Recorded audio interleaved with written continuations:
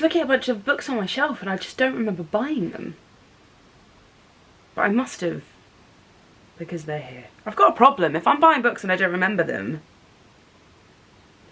that's not normal.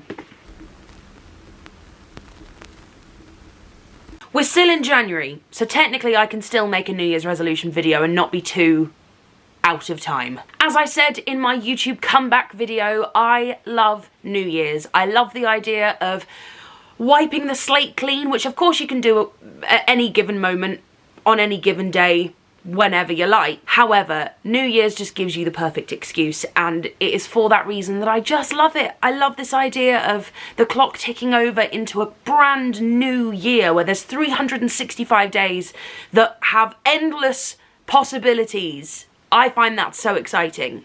So I am the sort of person who always makes some form of New Year's resolutions. This year I have split my list into practical, things that I can actually physically do to make a difference to my life, and then the emotional and mental side of my list. Some of the things on that list are practical, actual activities that I can get involved in, but the end goal is to make my mental and emotional state a brighter and happier place. But some of the other things on that list are inner, internal, mental changes and habits that I would like to make that don't necessarily require an action or an activity in order to make them happen. I think what I just said made sense. So let's start with the practical side of my list. First, I need to sort out my stairs. Since I moved in to this house in 2019, after the renovations were finished, my stairs have been half painted. The idea is to have a carpet runner that sort of runs up the stairs. None of my house is carpeted. I have a few rugs,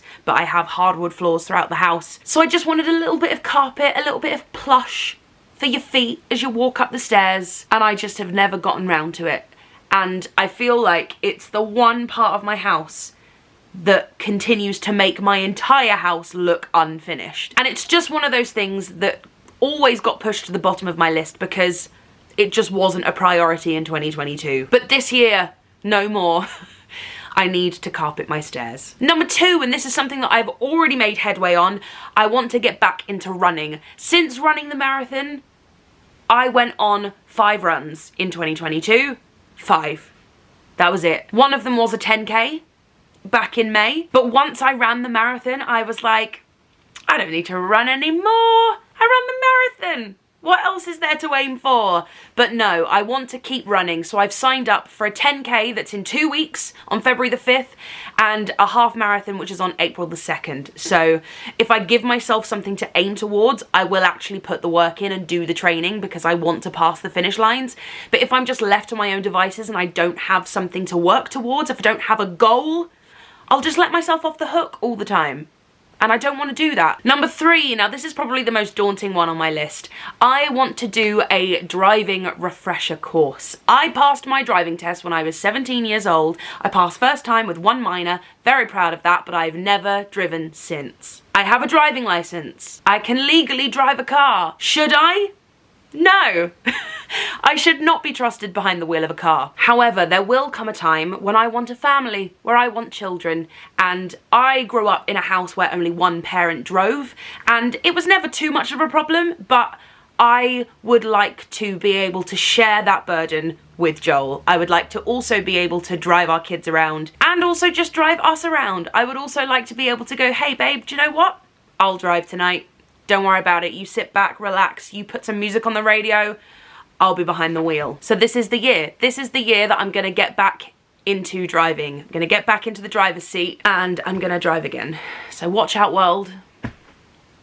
I mean, actually watch out, because I'm worried about what I'm gonna be like as a driver. Number 4, simple, not gonna talk about it too much because it's just drink more water.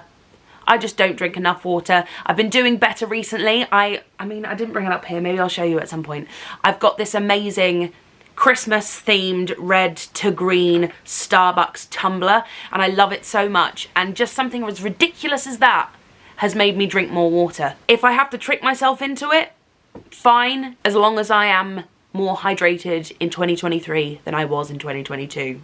all is fine. And finally, number 5 on my practical list is just to be more organised, which I've been doing really well at in January, and I really hope that I stick to it. I've got this little desktop weekly planner that I have been diligently writing in, but being organised is something that's also just good for my brain. Just knowing where I need to be and when I need to be there and who I'm going to be there with just calms me right down. And that headspace that was very anxious about things being disorganised can suddenly be used for other more important things. Now moving on to my emotional and mental list. The first one sounds like a very broad statement, but I know what I mean when I say this, and that is be more me. I got myself into a real rut and a mindset of trying to do things that I already knew weren't right for me in order to appease other people. And in fact, the reason that this is on the list is more about the things that I didn't do that I knew I wanted to do because of other people. I didn't get the tattoos that I wanted to get. I didn't dye my hair when I wanted to. I didn't wear the bright and colourful clothing and the big scary print dungarees that I wanted to wear. I didn't buy the stripy colourful tights. And I didn't wear eyeshadow that wasn't a shade of brown when I wanted to wear bright colours. Because I was made to feel like drawing attention to myself in that way, even though the attention was just a byproduct of me enjoying bright colours and wanting to wear dungarees.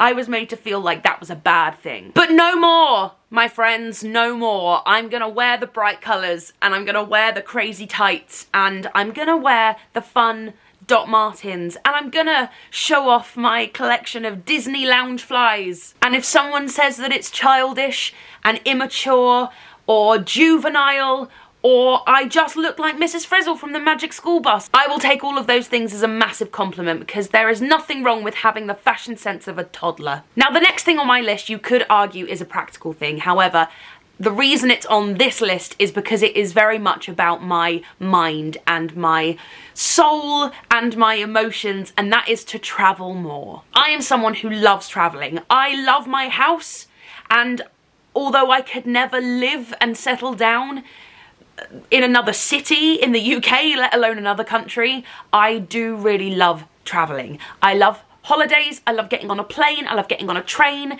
even if that holiday is just to Brighton. I love moving around and seeing new places and experiencing new cultures and new cuisines. It feeds my soul. I love it so much. So in the first 3 months of this year, I'm visiting more places than I have probably visited in the last 5 years. I am going to Iceland, Rome, Pompeii and Vienna.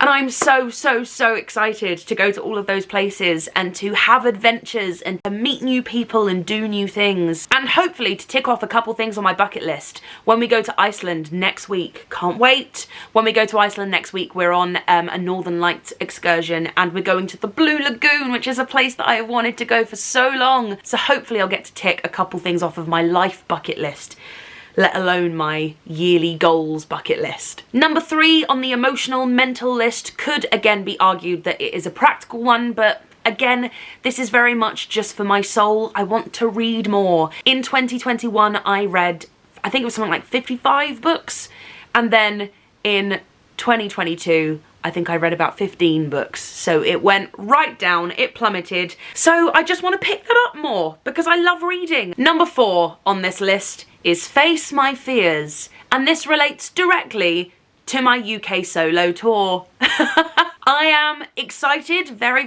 excited, but also terrified. If you've been following me for long enough, you will know that being alone on stage as myself is one of my biggest fears. I don't think I'm very good at it, but I think I'm not very good at it because I'm not very practiced at it. So I'm facing my fears, and I'm embarking on an 18-date solo tour around the UK.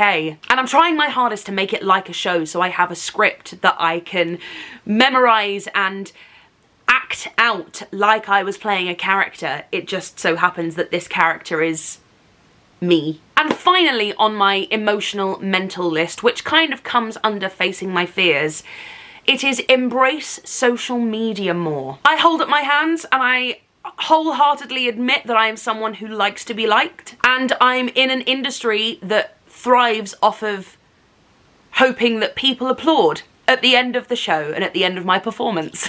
My industry has taught me to look at other people for validation. And so for a long time, in the early stages of my time on the internet, if someone told me what they didn't like about me, my actress brain went, this is a note and I have to take it on board and I must be doing something wrong, and so I have to use that advice from this random stranger, from this name and bunch of numbers, to change something about myself in order to look to them again and go, am I better now? Have I fixed it? Do you like me now? And it's taken me about 10 years to realise that not everyone's advice should be listened to. Not everyone's criticism is constructive. Sometimes its main purpose is to be the complete opposite. It's to be destructive. And in a work setting, the only person that I should ever be taking notes from are my superiors, are my directors, my associate director, my choreographers, my producers. It would be massively unprofessional of me to change my performance based on I Heart Kebabs 97 on Twitter and ignore the direction of my actual director. And in a personal setting, I also shouldn't be taking advice from people who don't know me on situations that they aren't involved in. And because so much of this happens in the realm of social media, so much is said on Twitter, Instagram, Facebook, YouTube that would never in a million years be said face to face. I've become a little bit tentative and a little bit apprehensive when I navigate these social networking sites. And I think it's good to have a little bit of apprehension, to be a little bit cautious about who and what you let into your mental space. However, I feel like the scales have been tipped too far in one direction and I need to bring myself back, because ultimately, I love social media and I enjoy sharing my life and things that I'm passionate about with people who are also equally as passionate about that thing. It excites me. I get a lot of joy out of it, and I then get a lot of joy out of the people who get a lot of joy out of what I've put on the internet. So I just need to find the balance. And so this year is all about embracing. I have made my word for the year embrace, because I'm excited to embrace parts of myself that I feel like I've ignored for a long time. I want to embrace doing things and going on adventures in ways that I haven't before, because I just haven't had the time or the right people to share it with. I want to embrace doing things because I want to, and because I have a love and an excitement and a passion for it, as opposed to talking myself out of it because of X, Y, and Z reasons that don't actually matter. Like, for a while I'd convinced myself that I'd outgrown YouTube, that this wasn't something that a 30-year-old woman should be doing. It wasn't that I purposefully thought I'm not doing YouTube anymore, but what I did do was purposefully put things higher up on my list of priorities. To hell with that. If this is something I enjoy doing, that I get a lot of love and excitement out of, then I should be doing it. This isn't something that comes with an age limit. Look at the Vlogbrothers, for goodness sake. It's fun, and adults are allowed to have fun. I'm going to Disneyland on Monday. I should know this better than anyone else. So those are my New Year's resolutions. I feel like a lot of stuff I said in this video was a bit tangled and muddled and maybe didn't make all that much sense. Good luck to me for when I edit this, but I hope that you made some sort of sense of it. Thanks for watching, and I will see you very soon.